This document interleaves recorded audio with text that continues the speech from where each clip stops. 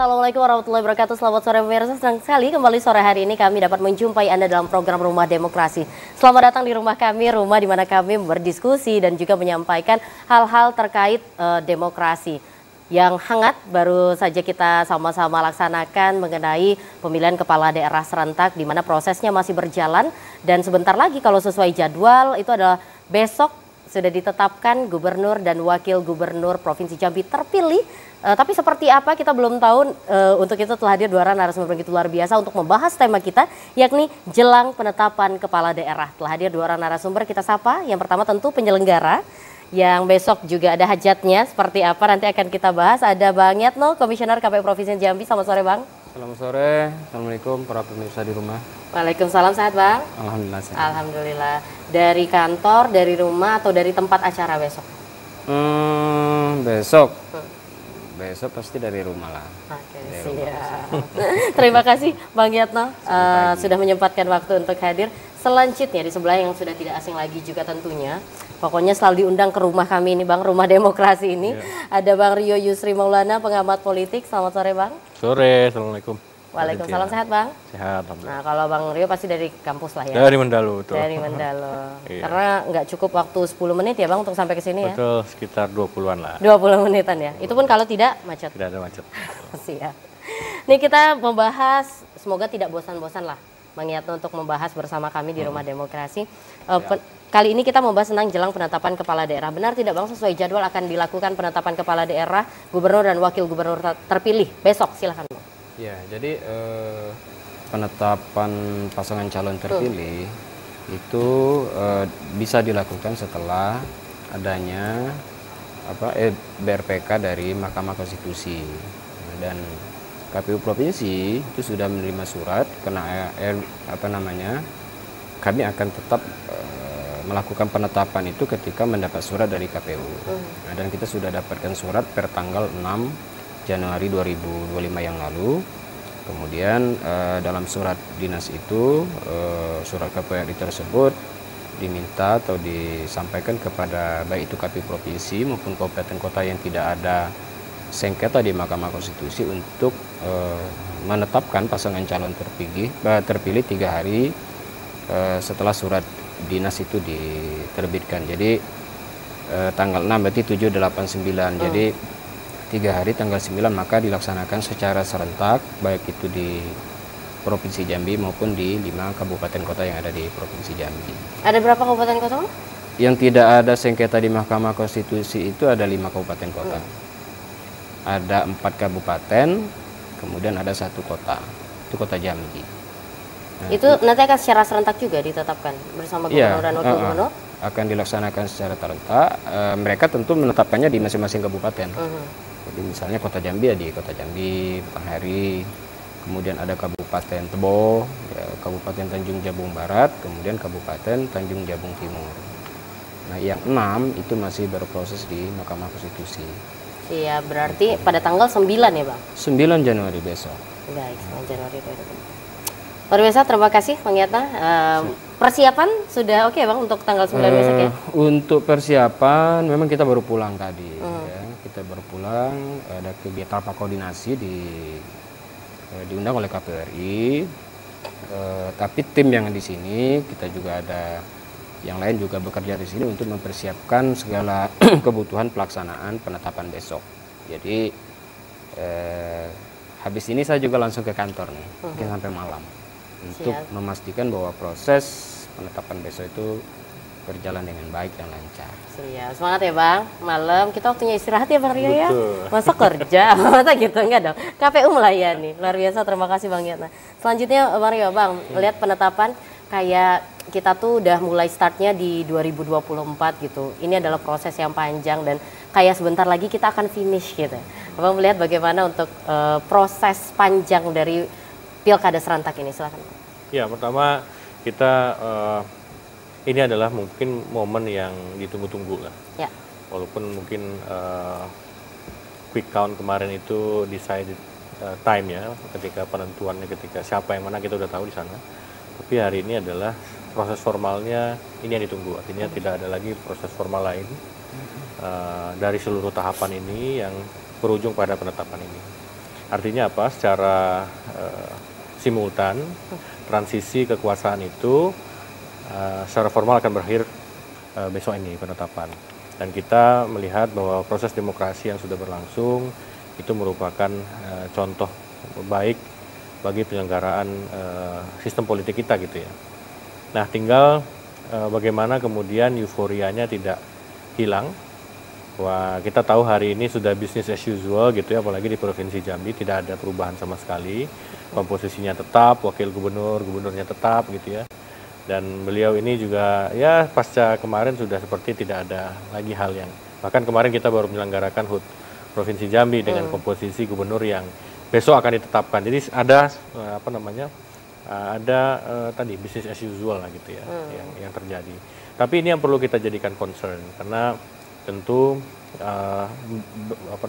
berapi-apinya Pak Gubernur, Pak Haris, Pak Sani waktu kampanye, ini jangan kemudian semangat itu hilang saat ditetapkan.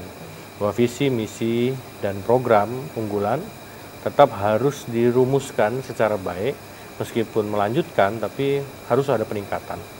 Nah, ini yang saya pikir keterlibatan kita semua lah, akademisi, universitas gitu ya, masyarakat, untuk sama-sama mengawal jangan sampai bukan terjadi peningkatan, tapi justru decline dari kinerja yang sudah ada.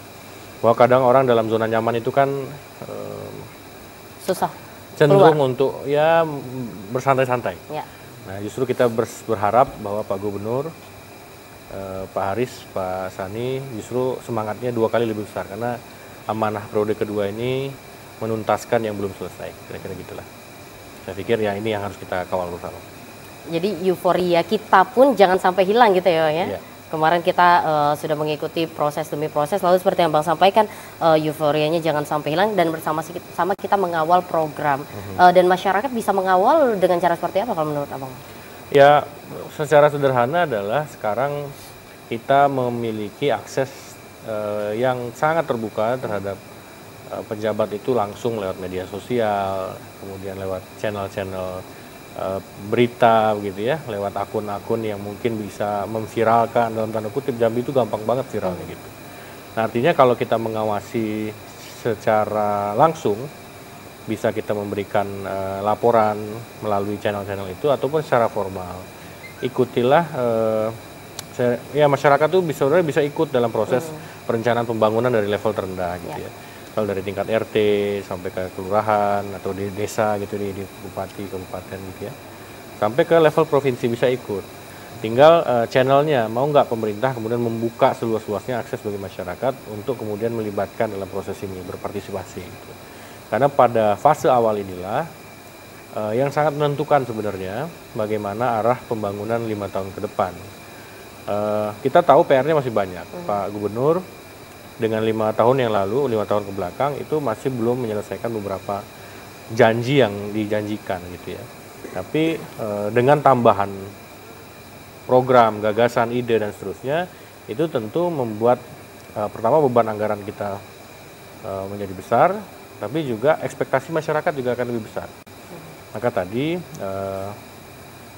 masyarakat bisa dengan mudah melalui channel itu ataupun pemerintah secara proaktif untuk kemudian memberikan ruang bagi masyarakat untuk terlibat gitu.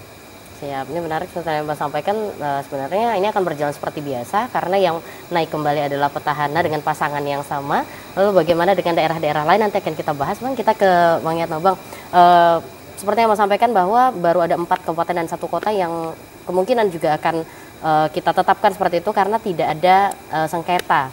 Lalu ketika yang lain tidak berbarengan katakanlah mendapatkan surat dari MK-nya tidak secara serentak, berarti pelantikannya seperti apa, Bang? Apakah memang akan serentak dilakukan semuanya ketika semuanya sudah tidak ada gugatan atau seperti apa, Bang, mekanismenya? Ya, jadi prinsipnya kalau KPU ini setelah dilakukan penetapan, maka 1 hari setelah itu nanti kami di KPU Provinsi akan menyampaikan SK penetapan pasangan calon terpilih itu kepada DPRD Provinsi. Ya, 1 hari. Nah, kemudian mekanisme itu sudah ada di DPRD. Ya, di DPRD. Nah, untuk penetapan besok juga tetap akan kami sampaikan ke dokumen SK itu ke Bawaslu, kemudian namanya ke paslon ya. Tapi 1 hari setelah itu kita akan menyampaikan ke DPRD dan kita sudah bersurat terkait itu. Nah, mekanisme terkait dengan pelantikan sebenarnya ini bukan domainnya KPU lagi gitu ya. Ada putusan MK terakhir, amanah dari MK memang ini jadi apa ya, secara regulatif proses keserentakan itu tidak hanya pada pelaksanaan pilkadanya, semangatnya ya, tapi pelantikannya juga gitu. Nah, terkait itu tentu kita nunggu saja apa yang menjadi kebijakan pemerintah terkait dengan penetapan ini. Tapi prinsipnya kalau di KPU setelah nanti dilakukan penetapan kemudian disampaikan ke DPRD, maka secara formal sudah gitu ya. Tugasnya KPU udah selesai ya, gitu ya, Pak? untuk proses tahapan itu. Nah, karena tahapan itu di tata kerja juga sampai dengan penetapan pasangan calon terpilih. Gitu. Kalau di penjadwalan Bang ada batasan tidak bahwa yang gugatan-gugatan MK ini maksimal selesainya di tanggal berapa seperti itu? Untuk gugatan sendiri itu kan 45 hari setelah terbitnya BRPK. Jadi itu di tanggal di bulan Maret ya. Tanggal 13 kalau tidak salah itu terakhir 13 Maret. Maka MK itu sudah harus memutuskan seluruh pilkada serentak yang ada apa putusan dari Mahkamah Konstitusi terkait dengan gugatan para pemohon. Yang kemudian itu nanti kan ada yang mungkin tindak lanjut ya, apakah itu dilakukan pemungutan suara ulang, penghitungan suara ulang dan seterusnya lah ya, atau mungkin terhenti di situ. Jadi memang kita tidak dalam konteks mengomentari karena itu memang bukan domainnya kami di KPU. Berarti bagi KPU ketika nanti gugatan di MK terutama yang 6 kabupaten kota ternyata diputuskan oleh MK, maka kami akan tetap menindaklanjuti apa yang menjadi keputusan Mahkamah Konstitusi. Jadi pada prinsipnya mengikuti lah Bang ya semua proses-proses yang terjadi terutama untuk yang di Mahkamah Konstitusi seperti itu. Ya. Baiklah, nanti akan kita lanjutkan Bang Yatno dan juga Bang Roy, kita harus jeda dulu. Pemirsa tetaplah bersama kami akan kembali usai jeda pariwara berikut ini.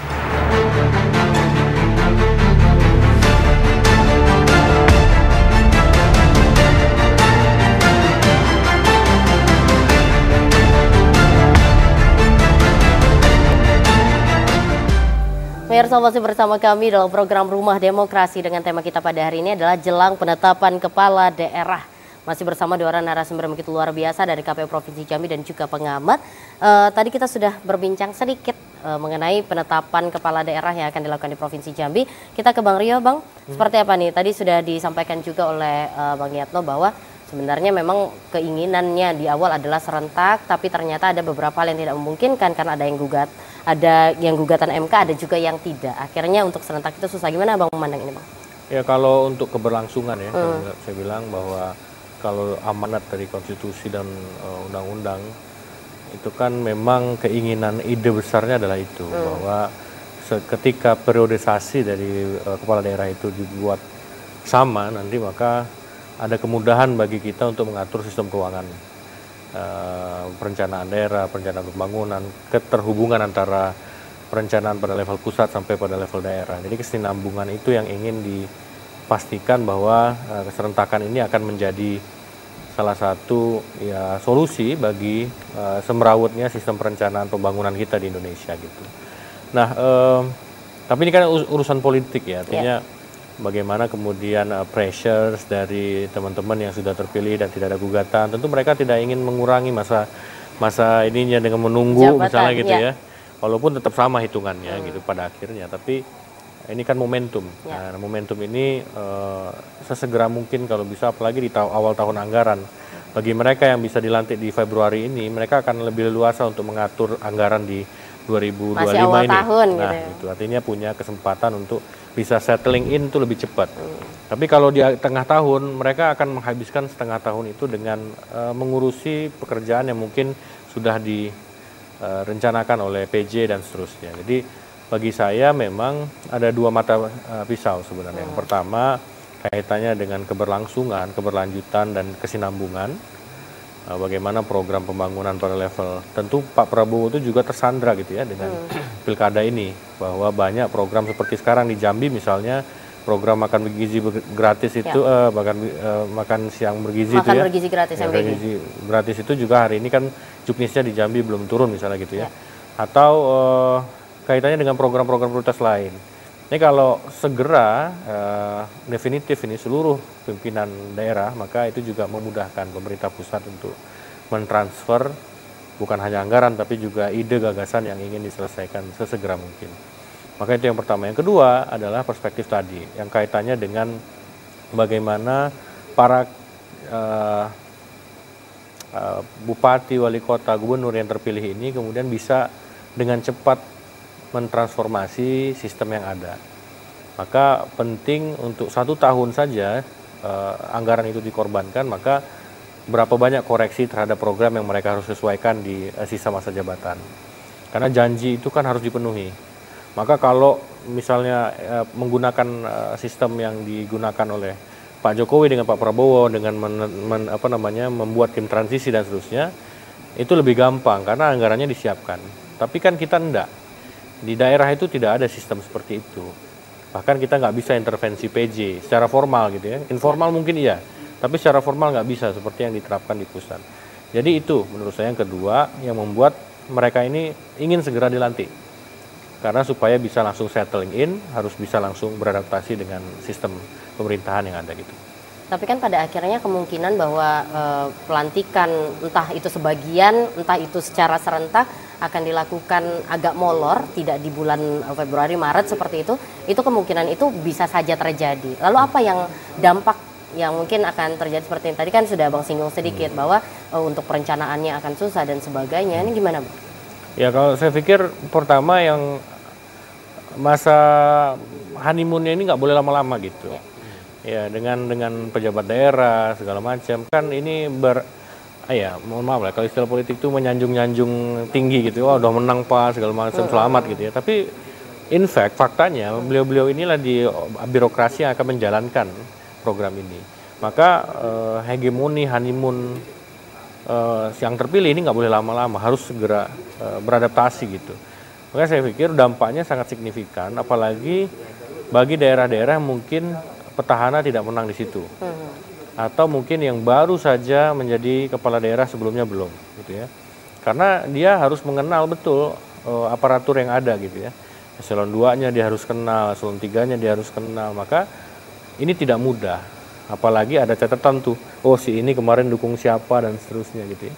Maka itu menjadi masalah klasik yang akan terjadi pasca pilkada, pasca pelantikan gitu. Maka saya berharap di Jambi kan tidak ada begitu signifikan lah ya. Karena gubernur dan wakilnya sama gitu ya. Friksinya tidak besar. Meskipun saya tahu Pak Gub tuh sudah punya catatan gitu ya. Mana yang 100%, mana yang 20% mendukung gitu ya dan seterusnya.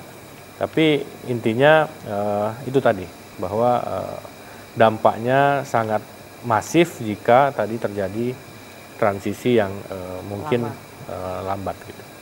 Siap. Ini kita ke Bang Yatno lagi. Bang, untuk 11 kabupaten kota dan juga provinsi pasca pilkada serentak ini usai seperti itu katakanlah, dan masih ada beberapa daerah yang belum tahu ini bagaimana kelanjutannya untuk proses di MK seperti apa. Ini sebagai penyelenggara gesekan-gesekan yang terjadi ataupun tantangan-tantangan yang terjadi seperti apa dan bagaimana untuk pihak penyelenggara menanganinya seperti itu. Ya, jadi proses yang sekarang berjalan ya sampai dengan saat ini kami di KPU Provinsi tentu memberikan apresiasi kepada seluruh jajaran kami, baik di KPU Kabupaten Kota, kemudian di Panitia Pemilihan Kecamatan, Panitia Pemungutan Suara, kemudian ada kelompok penyelenggara pemungutan suara dan seluruh pihak ya stakeholder bahwa secara umum pelaksanaan pilkada serentak di Provinsi Jambi itu berjalan dengan lancar ya, lancar dengan aman. Nah, kalau kami di penyelenggara sekarang ini masih berproses terkait dengan beberapa kabupaten di Mahkamah Konstitusi. prinsipnya bahwa tentu kami selaku pihak termohon tentu akan mempertanggungjawabkan, mempertahankan apa yang sudah ditetapkan oleh kami, ya, terutama teman-teman yang sekarang berproses di Mahkamah Konstitusi ada di 6 kabupaten kota di Provinsi Jambi.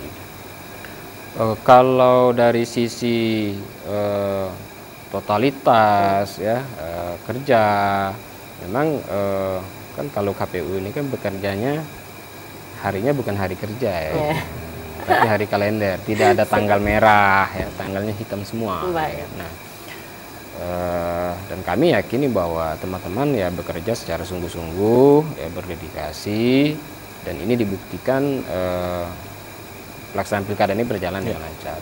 Kemudian juga dari sisi teknologi informasi, KPU hari ini juga menyajikan ya informasi, data informasi terkait dengan hasil itu sangat cepat. Jadi kalau dan semua bisa akses gitu ya, bisa akses. Jadi pada tanggal 27 November yang lalu, kemudian 1 hari setelah itu seluruh pihak masyarakat itu bisa akses ya, bisa akses hasil yang memang dokumen otentik, C hasil atau kalau dulu lazim disebut dengan plano, dan itu sudah bisa diakses. Maka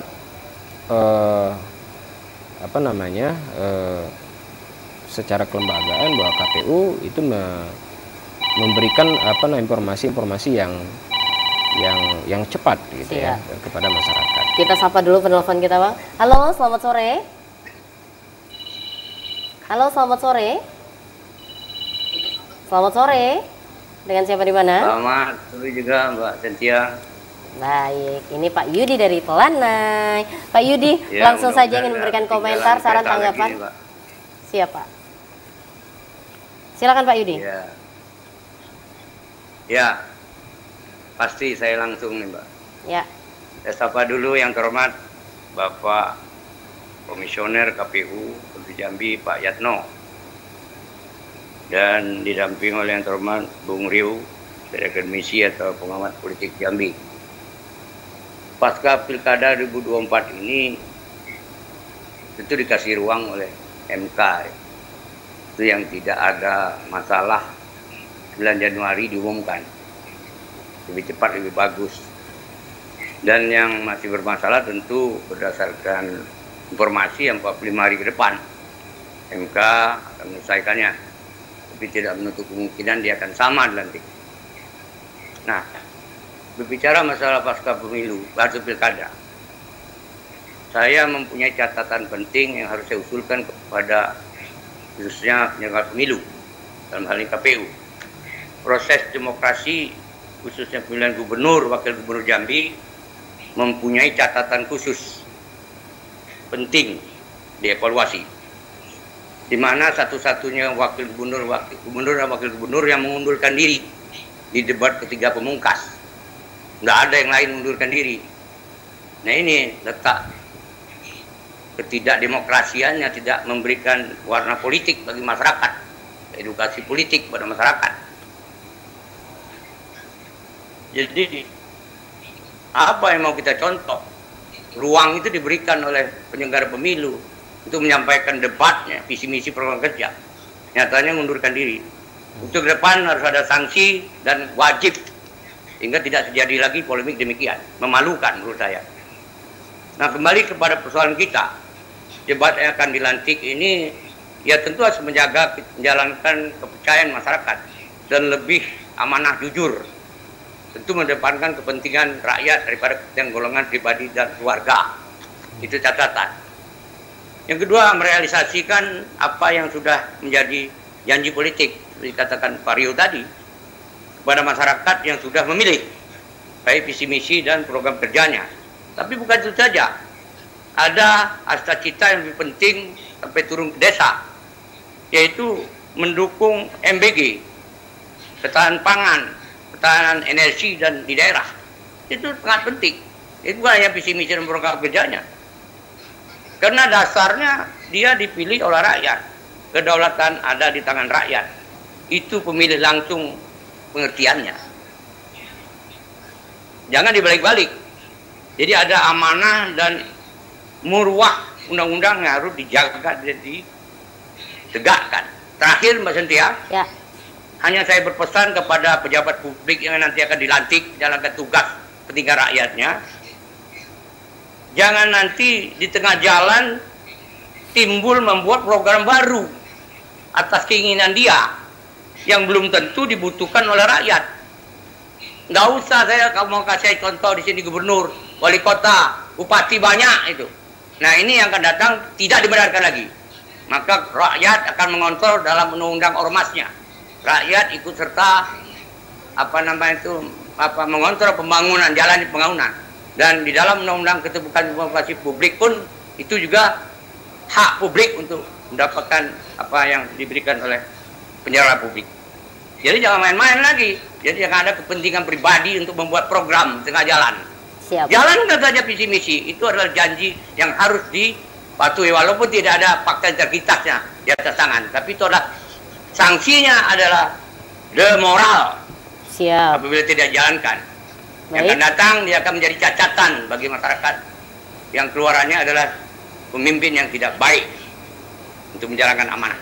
Demikian saya rasa catatan penting dari saya. Mudah-mudahan ini dapat dilaksanakan dengan baik, masyarakat aman, Jambi pertumbuhan ekonomi akan maju, rakyatnya damai, bahagia dan lain sebagainya. Siap, Terima amin. kasih. Wabillahi taufiq wal hidayah. Wassalamualaikum warahmatullahi taala wabarakatuh. Waalaikumsalam warahmatullahi wabarakatuh. Terima kasih Pak Yudi dari Telana yang selalu setia dan senantiasa memberikan pandangan-pandangan, memberikan respon luar biasa sebagai bentuk kepedulian terhadap isu-isu yang berkembang saat ini. Baiklah, langsung saja kepada penyelenggara, kepada Bang Yatno, ini seperti apa yang disampaikan oleh Pak Yudi tadi tentang debat ketiga yang tidak jadi karena apakah paslon memang mengundurkan diri, bisa diklarifikasi Bang.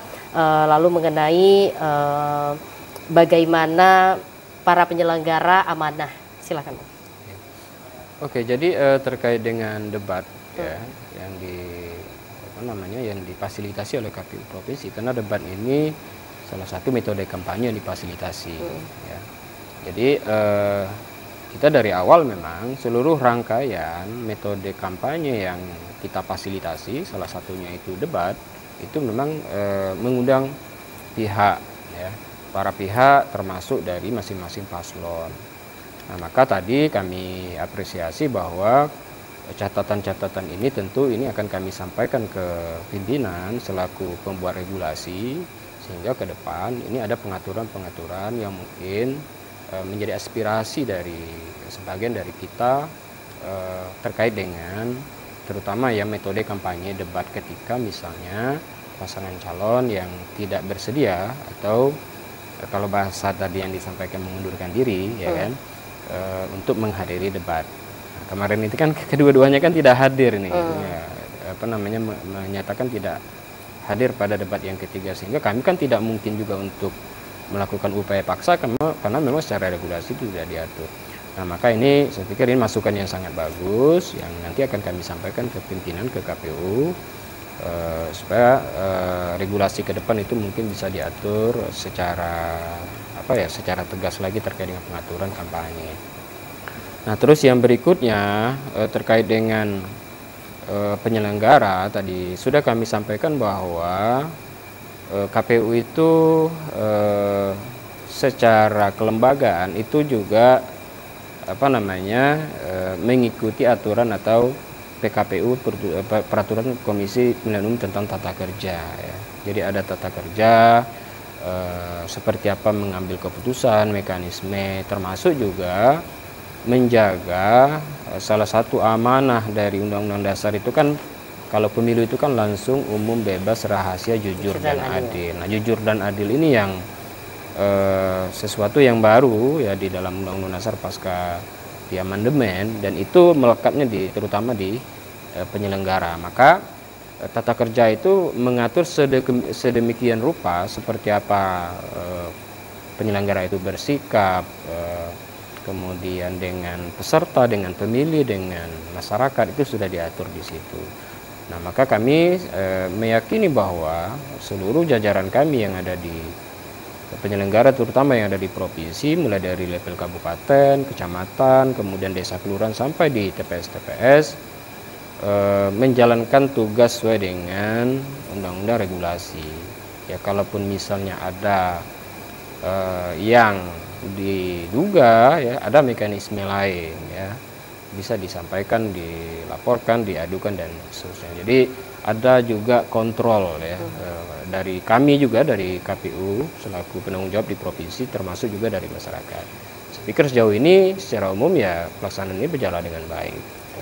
Apalagi human error juga sudah diminimalisasi dengan aplikasi-aplikasi tadi ya, dan kita ya, pun dengan mudahnya mengakses gitu. Salah satu juga itu tadi bahwa keterbukaan informasi terkait dokumen hasil ya itu sekarang udah bisa dilihat kok. Sekarang masih bisa dicek di Info Pemilu dokumen-dokumen bahwa misalnya di TPS ini di desa ini itu bisa dilihat hasilnya dan itu bisa di cross check gitu ya. Jadi semuanya bisa mengakses, semuanya bisa mengontrol. Kalau ada kira-kira yang memang salah bisa dilaporkan gitu ya Bang ya. Dan terbuka untuk pengaduannya. Juga Bang Rio mungkin bisa menanggapi, tapi nanti kita jeda dulu ya, izin Bang Rio dan juga Pak Yatno. Pemirsa tetap bersama kami akan kembali usai jeda pariwara berikut ini.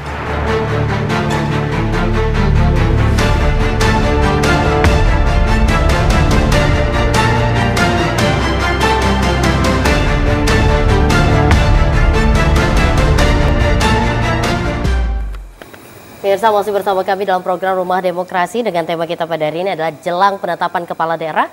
Masih bersama dua orang narasumber begitu luar biasa dan di segmen kali ini kami mengajak Anda untuk berpartisipasi aktif bersama kami melalui sambungan telepon di 074166385 atau melalui nomor telepon di 081174333133 seperti tertera di layar kaca Anda. Tadi sudah ada penelpon kita Pak Yudi dan juga tadi sudah ditanggapi oleh Pak Yatmo. Selanjutnya mungkin tanggapan dari Bang Rio terkait beberapa hal, mungkin bisa juga lah sedikit tentang tadi debat ketiga yang akhirnya tidak jadi dan masyarakat lumayan ya banyak spekulasi ini dan itu, tapi sudah diklarifikasi oleh penyelenggara.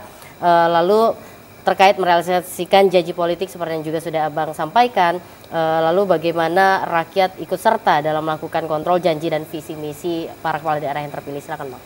Ya, pertama saya tuh suka ngikutin debat di luar negeri gitu ya. Kayak terakhir di Amerika tuh atau di kemarin di Inggris atau di mana gitu ya, yang mereka pada level state leadership itu memang debat itu menjadi sesuatu yang sangat sakral dan menjadi momen di mana orang bisa memutuskan siapa yang menang dan yang kalah versi debat gitu. Tapi kan saya melihat debat menjadi seremoni saja kita di Indonesia dengan rigidnya standar tatib yang harus dipenuhi segala macam. Kalau kita lihat di Amerika itu luar biasa, sangat terbuka, luas, bahkan saya bilang negara demokrasi sebesar itu mereka sudah tidak lagi memberikan sanksi kaitannya malah dengan menyerang personal, fisik, keluarga dan seterusnya malah gitu ya. Jadi agak lucu juga. Kita tidak mesti harus seperti itu, tapi namanya debat itu ya memang kandidat harus siap.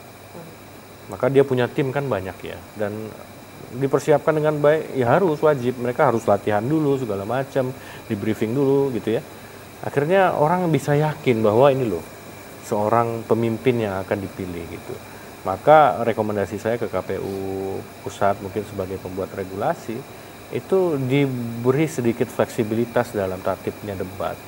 Mungkin bisa dilibatkan pihak ketiga, dalam hal ini universitas, dalam mengelola debat ini. Khusus untuk debat itu diselenggarakan di kampus misalnya. Mungkin ini sudah sering dibahas juga Bang ya. Kalau di luar negeri itu gitu, datang ke Harvard, datang ke Oxford, ke Princeton gitu ya. Mereka debat di kampus, yang jadi panelis itu ya para akademisi, dan akademisi itu bebas ngomong apa aja gitu. Dan itu yang menjadi saran saya, mungkin akan lebih mendewasakan demokrasi kita. Tapi ini pada level presiden. Nah mungkin pada level kepala daerah bisa melibatkan kampus-kampus di daerah gitu ya, dan itu juga nanti mungkin bisa diatur lah bagaimana regulasinya. Tapi intinya untuk khusus ini karena ini pendalaman substansi, maka mungkin bisa dilibatkan lebih besar universitas gitu. Nah, kemudian terkait dengan aspek lain penyelenggaraan pemilu, saya pikir tadi organisasi besar seperti KPU yang punya branch sampai ke kabupaten kota ini perlu kita apresiasi bahwa penyelenggaraan pemilu kita dianggap paling well design gitu ya di seluruh dunia. Kita dapat pengakuan itu, dan paling terbuka gitu ya, dengan sistem sekarang saya juga kaget kemarin itu Bang No, bahwa kita bisa akses kalau dibanding dengan pilkada itu lebih cepat ini harus informasinya gitu. Nah itu artinya kan ada sistem yang trial and error dan learning by mistake gitu ya, belajar dari kesalahan-kesalahan yang lalu atau belajar dari mungkin kekurangan yang lalu. Jadi ini perlu kita pertahankan. Bahkan kalau bisa kita percepat e-voting kita jika memungkinkan gitu. Nah ini juga untuk daerah-daerah tertentu kan nggak mesti harus semuanya, tapi by sampel kita bisa dorong misalnya Kota Jambi, kita mulai bisa lakukan e-voting. Tetap harus datang ke TPS, tapi kayak kita tes CPNS tuh, kita input hasil langsung muncul, live ini, ya, live resultnya gitu. Itu seperti apa kan bisa dibahas. Artinya e-voting ini menjadi sesuatu yang nggak bisa kita hindari karena eranya sudah seperti itu. Itu menjaga transparansi kita juga. Dan yang terakhir kaitannya tadi sama janji politik, saya sudah diskusikan juga tadi ya, kaitannya kita masyarakat tuh menunggu juga sambil memperhatikan wait and see gitu ya, bahwa apakah akan ada gebrakan baru dalam artian itu mereformulasi sistem pemerintahan yang ada, atau ya gini aja maksudnya kan, apalagi petahana gitu. Kalau gini-gini aja tentu masyarakat kecewa karena masyarakat berharap bahwa tadi kekuatan yang diberikan di periode kedua ini jauh lebih besar. Yang dikerjakan melanjutkan kan gitu, harusnya lebih mudah, lebih bisa fokus dan juga dapat lebih bisa maksimal gitu. Itu. Nah, ini menarik Bang, ada beberapa poin. Yang pertama bagaimana kita mengapresiasi apa yang sudah dilakukan oleh penyelenggara. Banyak sekali peningkatannya bisa kita rasakan bersama kalau dibanding dengan Pilpres sama Pileg, katakanlah seperti itu. Tapi juga mungkin ada beberapa evaluasi nanti juga akan kita tanyakan. Selanjutnya dan melibatkan kampus. Tapi kan selama ini juga panelis dari kampus. Bukankah ini juga bagian dari melibatkan? Kan apakah ini masih kurang atau seperti apa Bang? Saya pikir pelibatan itu kalau sekarang kan substansi dibahas itu melibatkan kampus dalam konteks menyiapkan pertanyaan, tapi tidak dalam artian leluasa dalam menentukan mekanisme debatnya gitu.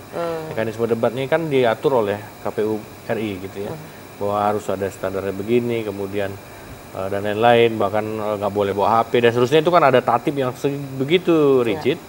Dan itu walaupun ada perumus, yang mana perumusnya juga dari kampus ya. Gitu ya Bang. Artinya hostingnya itu kalau di luar negeri itu hostingnya kampus, bukan dari kan, KPU. Bukan dari KPU. Kalau kita kan KPU hosting, perumus dan panelis itu menjadi bagian dari pengisi acara lah katakan seperti itu. Debat itu. Nah, maksudnya itu kalau kampus dia bisa mereformulasi meskipun nanti menjadi berbeda-beda tuh standarnya, di Jambi mungkin beda, di Jakarta berbeda. Tapi paling tidak kita bisa coba lah, karena itu akan membuat gairah debatnya menjadi lebih besar. Cuman kalau diberikan ke kampus, kadang akademisi juga harus bisa menahan diri gitu ya. Jangan sampai nanti ketika diberikan keluasan itu malah sifatnya ya jadi menghakimi. Nah ini hati-hati juga bahwa ada standar etik di kita di ketimuran ini yang tidak bisa seterbuka seperti yang saya bilang di Amerika tadi gitu. Jadi kita mesti bisa keluar dari kotak untuk hal itu, tapi tentu juga dengan batasan-batasan. Mencoba sesuatu yang baru mungkin tidak mudah, tapi ya mungkin bisa dicoba juga seperti itu ya Bang Rio ya. Kita ke Pak Yatno. Bang tadi juga sudah disinggung sedikit bagaimana kita bisa rasakan bersama gitu.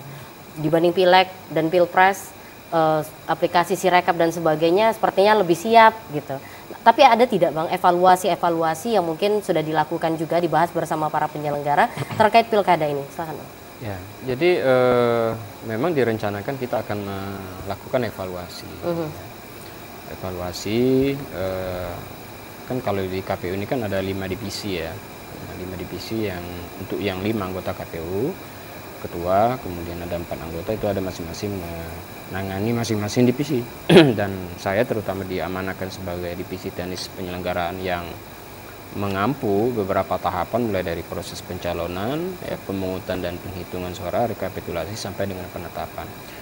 Nah, kita merencanakan memang akan melaksanakan evaluasi terkait dengan tahapan per tahapan, dengan harapan bahwa tadi yang disampaikan tujuannya untuk merumuskan ya sebuah kebijakan yang nanti akan diputuskan oleh pimpinan, oleh KPU RI, pengaturan yang akan datang seperti apa, baik itu pemilu maupun pilkada. Tapi memang kalau secara umum ya, karena saya ini kan di penyelenggara ini mulai dari 2013 ya. Jadi saya merasakan bahwa apa yang sudah didesain oleh penyusun regulasi, terutama pimpinan dalam menyusun PKPU maupun keputusan KPU, terobosan-terobosan itu selalu dilakukan ya untuk membuat proses pelaksanaan pilkada itu berjalan dengan baik. Hampir seluruh tahapan ya, itu karena zamannya memang sekarang era digital, jadi hampir semua tahapan itu menggunakan sistem aplikasi, sistem aplikasi yang tentu harapannya kan untuk memudahkan nih, ya, memberikan akses kepada publik, kepada masyarakat, ya, apa saja yang harus mereka sampaikan terhadap seluruh tahapan ini. Nah, namun demikian kami juga tidak menutup diri ketika ada saran, masukan dari para pihak, dari tokoh-tokoh masyarakat atau dari para akademisi dari perguruan tinggi ke kami. Tentu ini nanti akan kami teruskan, akan kami sampaikan ke KPU RI selaku penyusun regulasi terkait dengan proses tahapan baik itu pemilu maupun pilkada. Lalu terkait yang e-voting, kalau Abang sebagai penyelenggara, memungkinkan tidak sih kita suatu saat gitu akan melaksanakan e-voting ini gitu? Ya, kalau kami di level provinsi, karena bukan pembuat kebijakan, ketika memang itu sudah menjadi keputusan politik dan dituangkan dalam undang-undang, ya tentu itu menjadi kewajiban kami untuk melaksanakan ya. Apapun yang disusun, yang dibuat, karena prinsip dasar manusia ini kan tentu kepingin lebih baik, yes. Ya, lebih baik. Nah, tentu akan kami laksanakan itu ya dengan sebaik mungkin, mau itu tadi yang disampaikan e-voting atau mungkin ini kan sebenarnya sudah proses pemungutannya saja yang masih manual, tapi ke atasnya itu sudah teknologi digital, ya sudah digital gitu. Nah, itu saja sih. Karena kan kita berharap ya Mario, karena Cynthia berpikir kalau misalnya e-voting iya juga ya, akhirnya suara yang tidak sah itu pasti akan diminimalisasi gitu. Sepertinya ada penelpon, apakah benar ada penelpon atau tidak? Selamat sore. Tidak ada? Baik, kita lanjutkan. Nah Mario, Cynthia berpikirnya kalau ada e-voting sepertinya suara-suara tidak sah seperti itu. Mungkin kan udah enggak gitu. Pokoknya saya datang milih ini, ya sudah itu akan keluar. Mungkin tidak Bang?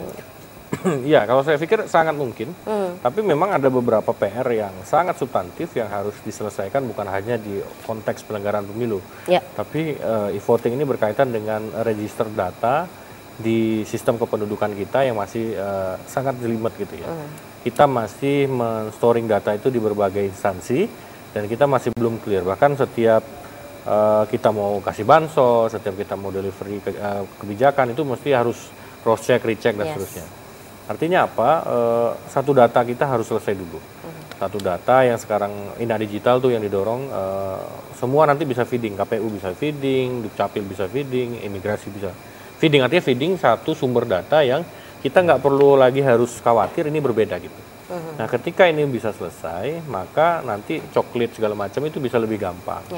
Nah, akhirnya ketika kita siap untuk e-voting, kalau untuk skala besar gitu ya, maka ini akan meminimalisir tadi kaitannya dengan double suara segala macam. Dan karena yang saya bayangkan tuh sistem kita kalau sudah terintegrasi itu record dari setiap keputusan pemerintah untuk menggunakan data pribadi kita.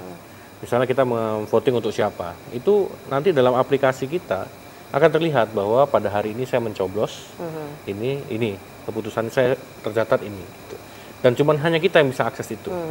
Misalnya Dinkes mau pakai data medical record kita, nanti dia akan muncul notifikasi request akses data dari Dinkes, setuju atau tidak gitu. Jadi ada aspek digital governance yang harus dipikirkan juga, karena kalau parsial kayak misalnya sekarang udah banyak kan pemerintah desa yang juga mencoba e-voting gitu ya.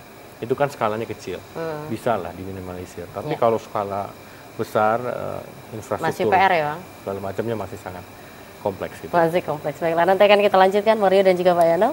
Pemirsa tetap bersama kami akan kembali usai jeda pada wara berikut ini.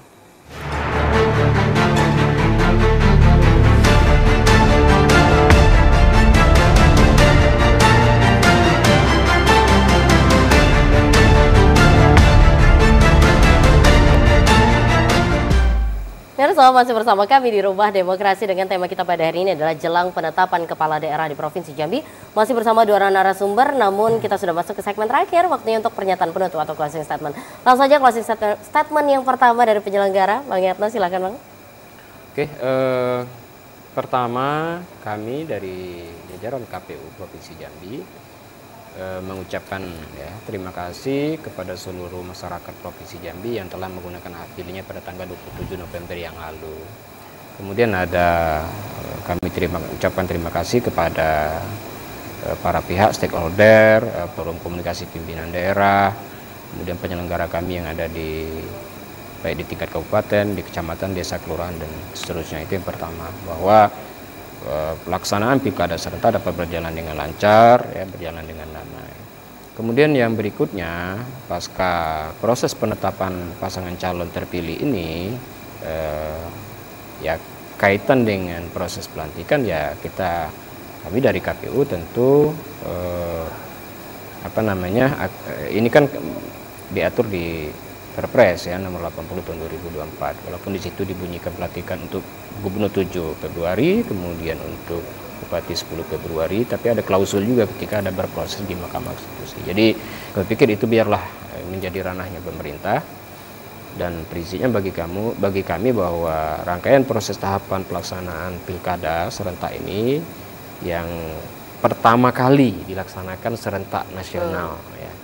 Setelah pemilu dilakukan secara serentak, kemudian ini pilkada dilaksanakan secara serentak pada rentang tahun yang sama. Jadi sekali lagi kami dari KPU Provinsi memberikan ucapan terima kasih dan apresiasi kepada semua, termasuk rekan-rekan dari media, yang juga memberikan kontribusi, kemudian perguruan tinggi dan tokoh masyarakat, para alim ulama dan semua, dan bahwa kita harus bersyukur karena dengan pilkada yang selama ini menjadi tagline KPU sebagai sarana integrasi bangsa untuk di Provinsi Jambi ini bisa kita wujudkan. Tidak ada perpecahan, kita berharap ini kita bersatu kembali membangun daerah. Itu. Siap, luar biasa. Terima kasih sekali lagi Bang Yatna atas waktunya. Selanjutnya Bang Rio silahkan. Ya, saya mungkin berpesan saja bahwa kepada Pak Gubernur, Pak Wakil Gubernur yang besok insya Allah tidak ada halangan ditetapkan ya, Bang. Jadi kita ingin bahwa kepala daerah yang sudah menjadi amanah rakyat ini mampu bekerja lebih semangat, dalam artian memberikan janjinya itu betul-betul bukan karena hanya ingin menghabiskan masa jabatan karena besok udah nggak bisa nyalon lagi gitu. Kita baliklah persepsi itu bahwa masa ini adalah masa menuntaskan seluruh janji dan libatkan seluruh pihak. Saya selalu ingatkan berkolaborasi itu sudah eranya gitu ya. Sudah eranya hari ini kita melibatkan semua pihak, terutama masyarakat untuk ikut membangun. Dan kalau masyarakat terlibat, saya pikir masyarakat juga akan ikut mengawasi, ikut membangun. Pemerintah akan lebih ringan juga gitu ya. Jadi selamat juga kepada KPU yang sudah menuntaskan tahapan seluruhnya dan juga kepada calon yang akan ditetapkan. Kita kawal bersama dan kita dukung bersama untuk 5 tahun ke depan. Ya, luar biasa. Terima kasih sekali lagi Mario atas waktunya. Dan pemirsa, demikianlah program Rumah Demokrasi hari ini. Seperti yang sudah disampaikan oleh para narasumber bahwa kita berterima kasih atas terselenggaranya Pilkada Serentak 2024 di Provinsi Jambi yang aman dan juga damai.